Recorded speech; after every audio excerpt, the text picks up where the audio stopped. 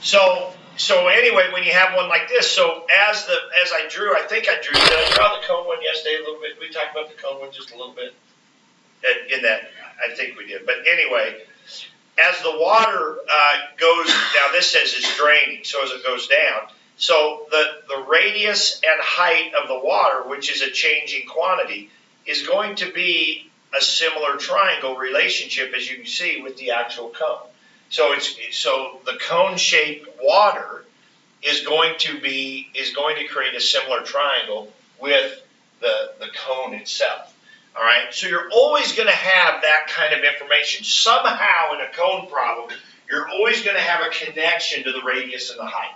So you can eliminate one of the variables. Now in this one, we're not going to do this one, but this one they tell you the tank is 16 meters high and its top has a radius of 4. So right there, that lets you do the ratio of radius to height is going to be 4 to 16. So sometimes they give you the information that way. So then what I can do is I can multiply by the h over there, and I know that r is 1/4 h. Okay? Now we're talking about the volume of a cone. So the volume of a cone is 1/3 pi r squared h. Okay, just like a cylinder, but it's a third as much. Okay? And then we can take 1/4 h and we can plug it right in there. So we get the volume equals 1/3 pi. We square this. So 1/4 h, that'd be 1/16 h squared, and then times h, so we get volume equals, I think I actually showed you this yesterday, 1/48 pi h cubed. So we can get it down to one variable. We don't have to get it down to one variable, right? This is a related rate problem. We're going to do the derivative with respect to t, so we can have a v prime and an r prime and an h prime. The problem is we usually don't have enough information in here.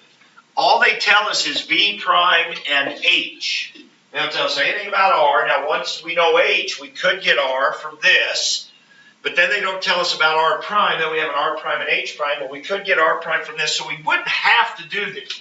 But everybody I've ever seen try to do it with r's and h, they either forget the product rule, which you'd have to do here, and they get so many variables, they just get confused and lost. I think by far the best way to do a cone problem is to get the r and the h relationship and then get the r out of there. Get that variable out of there and just get one variable. I think it makes it easier. Okay, so let's go back here to number 9. Let's just do this one. So one way you're given that information, sometimes you're just told the size of the cone. So you're told the height and the radius of the cone, then you can set up your own ratio there and set up your relationship. Now the easier ones are when they just tell it to you like this. They just say the radius is always twice the height. So now they just told you that, right? So now we can take our volume formula, 1/3 pi r squared h. We can put a 2h in place of the r, and we can get the volume is, what would that be, 4 times a third, so that'd be 4/3 pi h cubed. Okay, so right, so a cone problem is going to happen one of those two ways. They're going to tell you something in there, some connection between the radius and the height, or they're just going to tell you what the radius and the height are of the cone, and then you know they're going to stay in that ratio. Okay, in the bottom one, the radius is always 1/4 of the height. Okay, all right, anyway, now this doesn't even look like that. This doesn't look like the radius is twice the height, so it's definitely not in drawn to scale. All right, anyway, that is kind of unique and special to the cone. A lot of the problems are not that difficult to set up. They're just, Pythagorean theorem or something. All right, now we're ready to start looking at stuff. So here, what is the 20 inches cubed per second? That's v prime. You can tell because that is a volume, inches cubed. Okay. Now, should that be negative or positive? What's the volume doing here? Increasing. So it's going to be positive. Now, in this problem, water was draining out of the tank. So the volume, the v prime would have been negative because the volume was decreasing. Okay, so you'd have to make sure and put a negative on there. Okay, how fast is the height changing? So they're asking us for h prime. That's what we want to know. Okay, and let's just do one of these. And then, so when the height is 2 inches, so we want to plug a 2. Now, we don't want to plug that in right now. Remember, that's too early. We don't want to plug that in right now because the height is going to change and the volume is going to change as this pile grows. So anything that's changing, we don't want to plug in until after we do the derivative. So now we're ready to do the derivative because look what we got, right? By getting rid of that r, now we just have v and h, and now it's going to be easier. So now let's do our derivative. So v prime. Now remember, this 4/3 pi is just a number that's just hanging out there, okay? So we're really just doing the derivative of h cubed. So we're going to bring the 3 down. That'll cancel that 3, so that's going to be 4 pi, what? H squared, h prime. Tack on the h prime, right? And now we got everything we need. We put a 20 in for v prime. We put a 2 in for h. And then we got h prime. And then we could solve on the calculator, or, well, don't really need to solve. I mean, this is pretty simple, but you could solve. So that's 4. That'd be 16 pi h prime. So h prime is 20 over 16 pi. Now, I want units. I could care less about simplifying that or going to a decimal, but I want units. Okay, and what would they be? Now, it would simplify into, what, 5 over 4 pi. But what are the units? Inches per second, because this is h. And again, it makes sense because 20 was inches cubed, but right here, this h was inches, and so that's inches squared, and so we divided the inches cubed by inches squared, so that's why we got inches per second. Okay, so you can go to a decimal now, but if you do, get 3 decimal places. Okay, but if you just want to leave it 5 over 4 pi, that's fine. Okay, so that's kind of a unique scenario to the cone problem. Where we do get it down to one variable, but for most rate problems we don't have to do that. All right, so I wanted to show you that.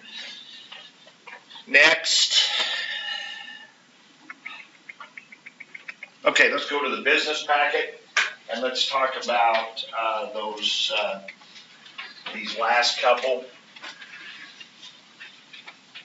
Okay, now I did have a few people come in this morning and were asking me here. And so I think maybe some of you are making this a little too complicated. So like on 10, what do we do with this demand function? What do we do with these here to get a max profit? What do we do with this one? But we first have to multiply it by x, right? Because remember what this is. I mean, so again, sometimes we get too caught up in the formulas. We're not thinking about what's happening. The demand function is the price per unit. But it's changing, right? The price changes depending on how many we produce. So that's why it's not a set fixed constant. So this is the price per unit. That's the price for 1 unit. And x is the number of units. So you have to take the price per unit times the number of units, right? So that's where you have to take x times little p. Now that's how much money you'll bring in then. That's how much you're charging people for. This is how much you're charging people for your product. This is how many you're selling. And so this is the money you'll bring in. That's your revenue. And then you have to subtract this cost, and you make sure you put parentheses around it. Okay? That now is your profit equation, big P. That's what you're trying to maximize now. Okay, and so now you do the derivative, set it equal to 0, discuss any undefined situations, list of candidates, endpoints, all that. I'm not going to go through all that. It's in my business packet answers, although not all of it. I don't think I went through and did all the list of candidates, but I mean, you guys should be able to figure that out. That part, we've done that a lot. If not, ask me, right? I mean, if you're having questions about that, ask me, because that's important. But I think I'm focusing right now on the setup, because that's what I think a lot of you are struggling with. Okay, so let me help you out here a little bit on 19 and 20. They're pretty much the same problem. Okay, they're pretty much the same problem. What you have is you're going to produce so many of some item, in this case radios or apartments you're going to rent, and you're going to charge a certain amount for them. But if you go over a certain amount, or if you lose apartments or whatever, the price is either going to go up or down. Okay? So that's basically what you're trying to figure out. The hardest part of these is finding little p, right? What's the price? Okay, so let's talk this through. Somebody want to explain to me what they did for this one? Every radio over 100 that they order, you're going to knock 10 cents off the price, off the $90 price. Okay, somebody want to explain their thought process, please, for this?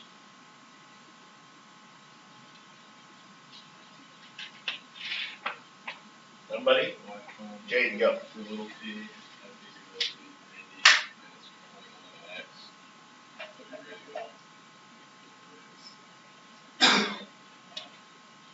Okay, 90 minus 0.1x like that. So what were you letting x equal there? What's x representing in yours? The radio's over 100. This is perfectly fine. Now, usually, we talk about how x is the number of radios, right? Number of units. Doesn't have to be. Okay, and I'll talk about it if you want to do it that way too. So you let x be, because now that's going to affect something else in his equation, I think. And I don't think I did it this way. I don't know if I did. Did you look on my answers in the packet? Okay. I can't remember if I did it both ways in there or whatever. Okay, go ahead. Keep thinking that through now. So since big P equals x times P little p, so the x is that. And it's minus c. It's I found c is x times c with the line under it. Yeah, I'm with you. C bar. Yeah, c bar, because they told us in the problem that equals 60. Oh, right. They said, yes, I usually don't write it that way, but that's perfectly fine. When they said the cost per unit was 36, no, 60. I'm thinking of the apartment. I'm mixing up my two problems. 60. The cost per radio was 60, so C would be 60x, right? Yep, gotcha. That's where you're off. That's where you're off. Just a tiny bit. Why is he off, John? You're shaking your head. Because he's using, for 60x, that should be the total number of radios you have to pay for each radio, but that x is only the radios over. Yeah, you're using x for two different things. Here you're using x for the radios over 100. Here you're using x for all the radios, because you have to charge it. So it's a simple fix. All we have to do is take 60 times instead of x. Well, I guess we could do it there too. But we have to change that to what? If x is just the radios over 100, what would we write for the total radios? We would just do x plus 100, right? So if he's using it, which I'm fine with, and what happens if you simplify what x is in the one hand, then it complicates it on the other hand, but it's okay. It's going to work out the same. So here he's got x being the number of radios over 100. So if you sell 110 radios, right, x would be 10. But down here we have to pay to produce $60 for each radio, so we have to do x plus 100. So x is 10, so 10 plus 100 would be 110 radios. So there would be your profit equation right there. Okay, now let's do it. Let's change colors here, and let's do it where we let x be the number of, let's let x actually be the number of radios instead of the ones over 100. Okay, so then my P equation would still be 90 minus 0.1, but if I want x to be the total radios, but I only get to subtract 10 cents for the ones over 100, what would I do here? I would just go x minus 100. So that's where I thought maybe Jaden was going to go with it, but it was fine doing what he did. You just got to make sure you fix that there. Okay, so now this would be the price. It's 90 cents minus 10 cents for each radio over 100. So one way to do that is what we've been doing, is just think that through. Now, I've found that some people have trouble thinking that through. It's confusing, but it's a linear relationship. Think of this, guys. That's your slope. I mean, the 10 cents per radio, that's slope. And most of these problems that we are going to do, these business type problems, are going to be that way. For every change here, you change this by a certain amount. That's a linear relationship. So they're just linear So we could do it with just a point slope form. You could find your price equation by point slope, and what I found is a lot of times people like that. So anyway, let's finish this. So my profit then would be X times my price. So here's my number of radios, right? Oh, by the way, this is not quite right yet over here either. I just realized the blue equation is not right. I had to change this X to X plus 100. What about this X right here? Because remember, this is price per radio, and this is supposed to be what? Number of radios. Well, what was X down here in the blue? What was the blue X? It was just the radios over 100. So I have to change this to a X plus 100 also. I have to change that to an X plus 100. Okay, so remember, down here in the blue, X was just the ones over. So if I sell 110, X is 10. So I need to take 110 times that. So I had to change it 2 places. Okay, but in the red now, X is the actual number of radios. So number of radios times this whole mess. Now I can simplify this. I can distribute this and simplify it a little bit. Might not be a bad idea. Okay, so that is my total revenue, and then minus my cost. And now I can just go 60X, because X is the total number of radios. So you can either do this, or you can do this. Okay, and I don't remember, what did the answer come out to be? Anybody look that up? 200. So 100. So 100 extra radios. Okay.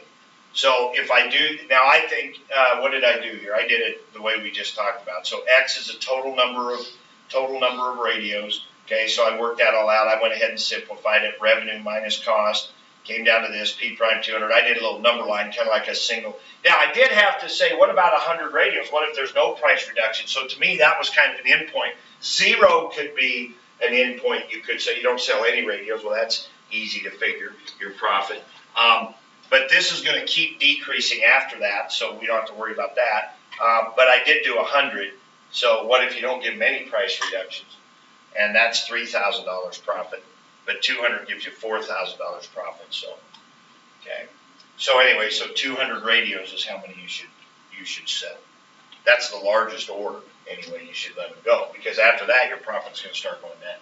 So that was the largest order you should let them do. Now, let me show you. So if you don't feel comfortable coming up with that, now maybe once you've seen it once or twice, you can do that. You can think your way through it, okay? But here's what I often do with a problem like this. When it's a linear relationship, I just make myself kind of an XY table. And X is the number of units. So if I have 100 radios, it's going to be $90. If I have 101 radios, it's going to be $89.90. If I have 102 radios, it's going to be $89.80. Right? It's going to, 10 cents is going to come off of each one. Right? So now, this is my P, this is my price. So now just do a Y equals, just do this. Right? Just do a point slope. So all I have to do is calculate my slope. So let's do 90 minus 89.90. And let's do 100 minus 101. And so that's going to be 10 cents over -1, so that's going to be -0.1. So my slope's going to be -0.1. And then just pick a point. Doesn't matter which one. 100 and 90, and look what you got. You got the same thing, right? Now we had written it this way. We had went 90 minus 0.1, X minus 100. Okay. Oops. That extra X in there. Okay. You see what I mean? And so we could just do that. So when you see this linear relationship, just make yourself an XY table. Okay, this many radios, price is this. This many radios, price is this. This many radios, price is this. It's a linear relationship. Do a slope, pick a point, do that equation, and now change that Y to a P, little p, and there's your price. Okay, so if we think that through on the apartments, it would look very much like this. Okay, so 50 apartments, fully occupied. What's the rent? $540. Now, 49 apartments, the rent's $570. Goes up 30. Now, it's not like Brandon and we were talking earlier. It's not like every time somebody moves out, they raise the rent on everybody. The idea is it's like they set the price first. So if the price is too high, they have trouble filling the apartments. Okay, Okay, so they have some occupied units. Prices, so what they recognize, if we charge $540 for rent, then we could fill the place. We go above that, then we start, on average, losing, having some unoccupied units. So 648 occupied units, so forth, so on. So just do a slope. 540 minus 570 over 50 minus 49. So negative 30 over 1, so y equals negative 30, x minus 50 plus 540 would be my rest. Right? Just like that. Now, if you're thinking your way through it, you say, okay, the price is going to be $540 plus $30 for every unit. Well, not over 50, it actually goes below 50, so it would be the other way around. It'd be 50 minus x, and instead of x minus 100 in the other. So when x is 49, and you can test it, when x is 49, this would be 1 times 30, that'd be 570. When x is 48, that's 2 times 30, that'd be 60, plus 540, that's 600. So you can just think your way through it that way too. If you try this and you try this, those two are exactly the same. Those two equations are exactly the same.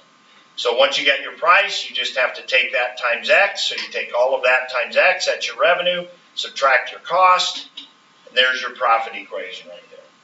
Okay, the cost, it costs them $36 for every apartment, right? $36 for every unit. And so there you go. Now, was it the unoccupied or the occupied, though, that cost? Wait a minute, maybe I got that, I don't have that quite right. Each occupied was 36 because of the utilities and stuff like that. Right, okay. Okay. So it'd be 36 times x. Because I have worked that problem where we let x be the unoccupied units. Okay, and then that, again, that makes this part of it easy. Okay, 1 occupied unit goes up 30. 2 occupied units goes up 30. So it'd be 540 plus 30x. But then this, you would have to do 50 minus x. Okay, on your cost. Okay, so again, kind of like Jaden's situation happened there. We can let x be the unoccupied, which makes our price equation easier to write, but it makes the cost equation a little harder to write. All right, so could have something similar to that, the business type product. But we'll have a chance to try some more. Hopefully, keep getting better at it. All right, let's move on to Luke Skywalker problem. That's it. I mean, we really, today's what, Tuesday? We really have very little new as far as concepts to do.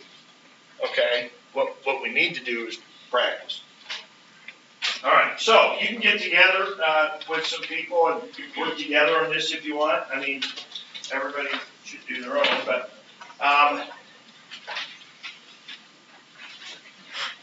this is a good way to practice a little bit of the parametrics again. Now, there is going to be some homework assigned in the business packet and so forth here towards the end, but this is part of the homework too, so we'll try to get this done in class. Okay? So, go ahead, read through it, get together, work together if you want. I might give you hints at a certain point in time, or if you've got questions, just ask. Or if you want to say, hey, are we on the right track?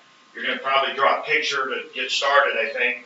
If you want to ask me, hey, does my picture look right? Are we on the right track? I'll kind of keep you going in the right direction here a little bit. Or if you're stuck and need a boost, just come ask, okay?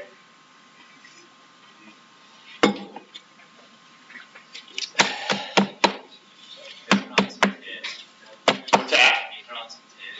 Sure.